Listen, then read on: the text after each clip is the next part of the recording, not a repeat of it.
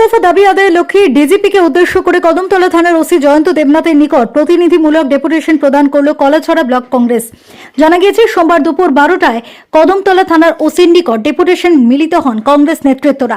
উক্ত ডেপুটেশনে উপস্থিত ছিলেন ত্রিপুরা প্রদেশ কংগ্রেসের রাজ্য নেতৃত্ব হীরালাল নাথ ও কলাছড়া ব্লক কংগ্রেসের সভাপতি প্রদীপ সিনহা সহ অন্যান্য কংগ্রেস নেতৃত্বরা। আজকে দেখতে পেলাম আপনারা প্রতিনিধিমূলক ডেপুটেশন প্রদান করলেন কদমতলা ওসির কাছে। মূলত কি কারণে আপনাদের এই প্রতিনিধিমূলক ডেপুটেশন? বাগবাসা ব্লক কংগ্রেসের উদ্যোগে আজকে আমরা কদমতলা থানার ওসির নিকট ত্রিপুরা রাজ্যের ডিজিপির উদ্দেশ্যে আমরা প্রতিনিধিত্বমূলক ডেপুটেশন প্রদান করেছি 3 দফা দাবির ভিত্তিতে।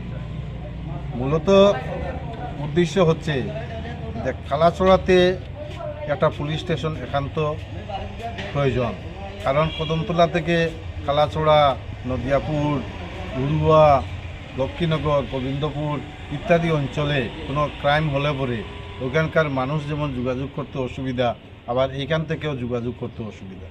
সুতরাং এটার প্রয়োজনীয়তা আমরা ওই report SD news media Tripura.